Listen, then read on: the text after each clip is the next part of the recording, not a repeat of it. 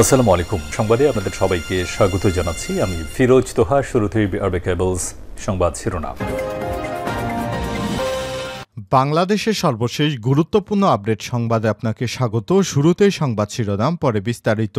শুরুতেই জানাবো, জুবারপন্থীদের ৩৪ জনের নামে মামলা, সাতপন্থীদের বিরুদ্ধে বিক্ষোভ। জুবারপন্থীদের হামলায় সাতপন্থীদের ৫ জন সাথী আহত হওয়ার ঘটনায় ঢাকার টঙ্গী পশ্চিম থানায় ৩৪ জনকে শনাক্ত করে মামলা করা হয়েছে। মামলার প্রতিবাদে আজ বাদ জুমা জিএমপির ডিসি দক্ষিণ কার্যালয়ের সামনে বিক্ষোভের ডাক দিয়েছে জুবারপন্থীরা। তবে বর্তমানে তুরাগ নদীর দুই তীরে দুই পক্ষ অবস্থান নিয়ে শক্তি বৃদ্ধি করছে।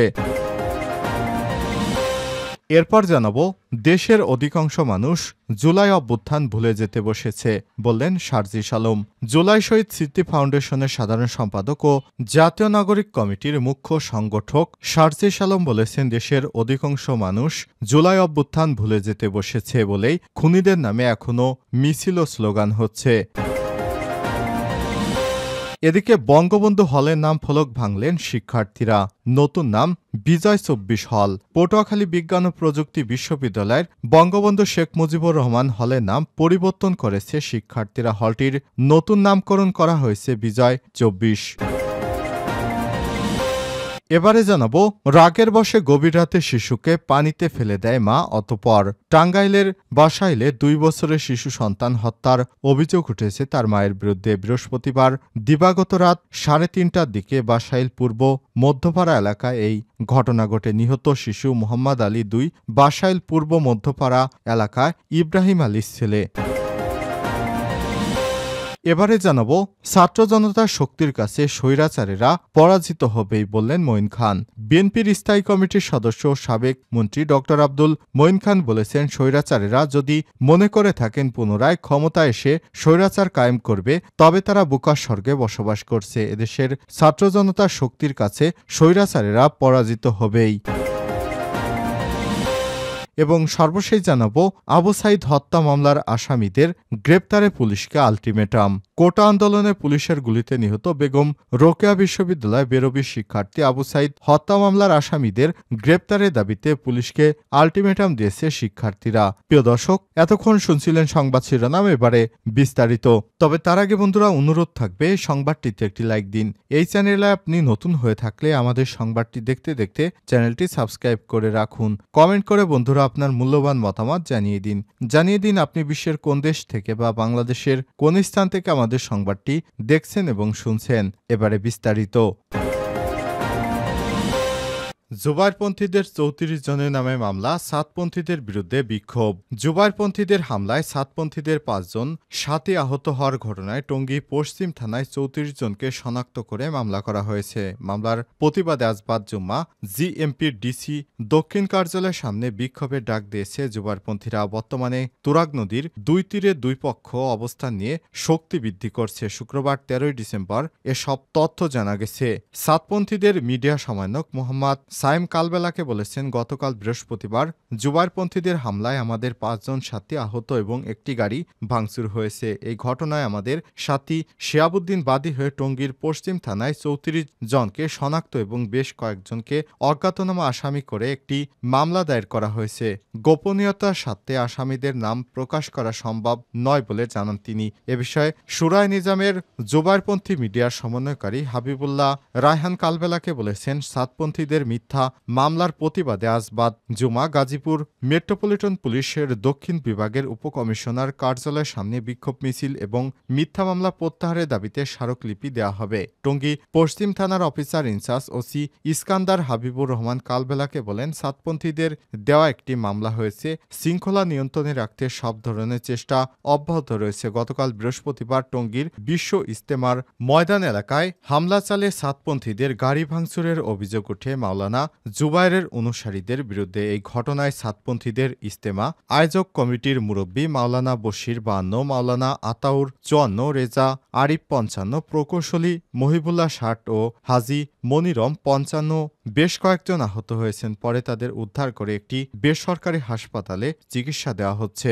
2025 সালে অনুষ্ঠিত বিশ্ব ইজতেমা উপলক্ষে বিবাদমান দুই আয়োজক গ্রুপের মধ্যে বিরোধ এখনও নিষ্পত্তি হয়নি। ইতিমধ্যে শোরায় নেজাম তাদের জোর ইজতেমা সম্পন্ন করেছে। আগামী 20 ডিসেম্বর সাতপন্থীদের জোর ইজতেমা শুরু হওয়ার কথা রয়েছে। এই অবস্থায় জুবাইরপন্থীরা ময়দান না ছাড়ায় সাতপন্থীরা ময়দানে আসতে পারছে না। দেশের অধিকাংশ মানুষই জুলাই অভ্যুত্থান ভুলে যেতে বসেছে শারজিস আলম। শহীদ স্মৃতি ফাউন্ডেশনের সাধারণ সম্পাদক ও জাতীয় নাগরিক কমিটির মুখ্য সংগঠন শারজিস আলম বলেছেন, দেশের অধিকাংশ মানুষই জুলাই অভ্যুত্থান ভুলে যেতে বসেছে বলেই খুনিদের নামে মিছিল ও স্লোগান হয়। শুক্রবার 13 ডিসেম্বর রাজধানী ডিপ্লোমা ইঞ্জিনিয়ার্স ইনস্টিটিউটে আয়োজিত চাঁপাইনবাবগঞ্জ ফোরামের এক অনুষ্ঠানে তিনি এসব কথা বলেন। শারজিস আলম বলেন, অনেক ত্যাগের মাধ্যমে যে পরিস্থিতি তৈরি হয়েছে সেখানেও ব্যক্তিস্বার্থের জন্য অনেকেই কাজ করছেন। পরিস্থিতি উত্তরণে সবাইকে ঐক্যবদ্ধ হয়ে কাজ করতে হবে। এ সময় সাবেক প্রধানমন্ত্রী শেখ হাসিনাকে নিয়ে সমালোচনা করে তিনি বলেছেন, শেখ হাসিনা ক্ষমতায় থাকাকালে উত্তরবঙ্গের সঙ্গে বিভিন্ন ক্ষেত্রে অবিচার করা হয়েছে। আমাদের উচিত হবে এগুলো পুনরায় মূল্যায়ন করে তারপর আমাদের অগ্রগতিকে সামনে এগিয়ে নিয়ে যা। বঙ্গবন্ধু হলের নাম ফলক ভাঙলেন শিক্ষার্থীরা, নতুন নাম বিজয় 24। পটুয়াখালী বিজ্ঞান ও প্রযুক্তি বিশ্ববিদ্যালয় পবিব্রবি বঙ্গবন্ধু শেখ মুজিবুর রহমান হলের নাম পরিবর্তন করেছে শিক্ষার্থীরা। হলটির নতুন নামকরণ করা হয়েছে বিজয় 24।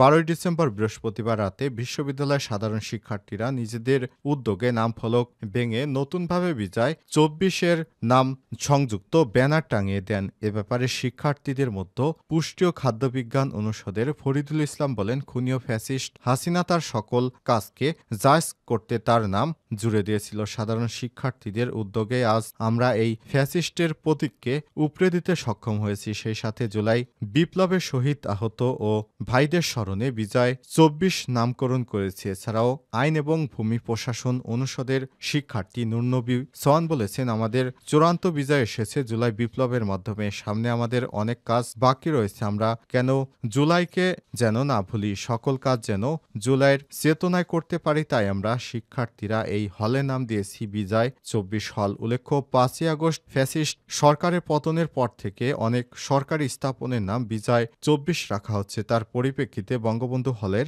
নতুন নাম বিজয় 24 রাখা হয়েছে। এছাড়া গত নভেম্বরে 18 তারিখ বঙ্গবন্ধু হলের নাম দাপ্তরিকভাবে পরিবর্তনের জন্য প্রায় 2.5 শতাধিক শিক্ষার্থী স্বাক্ষর সম্বলিত একটি আবেদন বিশ্ববিদ্যালয় প্রশাসনের কাছে জমা দেওয়া হয় এবং বিশ্ববিদ্যালয় প্রশাসন দাপ্তরিকভাবে নাম পরিবর্তনের আশ্বাস দেন।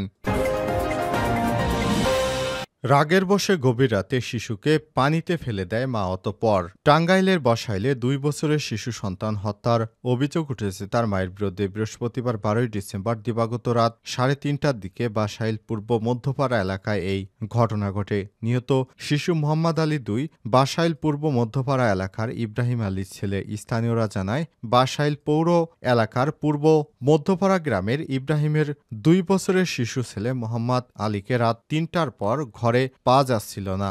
আশেপাশে লোকজন বিভিন্ন স্থানে খোঁজাখুঁজি করে ভোরে বাড়ির পাশে একটি পুকুর থেকে শিশুটির লাশ উদ্ধার করা হয়েছে। স্থানীয়দের জিজ্ঞাসাবাদে শিশুটির মা হীরা বেগম স্বীকার করেছেন, রাগের বশে শিশুটিকে রাত 3টার দিকে পানিতে ফেলে দেন তিনি। হীরা বেগমের সঙ্গে কথা বলে জানা গেছে, এ সময় আমার হিতাহিত কোনো জ্ঞান ছিল না, কিভাবে হয়ে গেল কিছুই বুঝতে পারিনি। বাসাইল থানার ভারপ্রাপ্ত কর্মকর্তা ওসি জালাল উদ্দিন জানান, খবর পেয়ে ঘটনাস্থল পরিদর্শন করেছে। এ বিষয়ে আইনগত ব্যবস্থা প্রক্রিয়াধীন।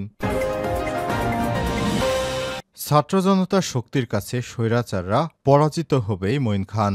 বিএনপির স্থায়ী কমিটির সদস্য সাবেক মন্ত্রী ড আব্দুল মঈন খান বলেছেন, স্বৈরাচারেরা যদি মনে করে পুনরায় ক্ষমতায় এসে স্বৈরাচার কায়েম করবে তবে তারা বোকার স্বর্গে বসবাস করছে। দেশে ছাত্র জনতার শক্তির কাছে স্বৈরাচারেরা পরাজিত হবেই। জুলাই আগস্টে নরসিংদী ছেলেরা বাংলাদেশ এবং বিশ্বের ইতিহাসে স্থান করে নিয়েছে।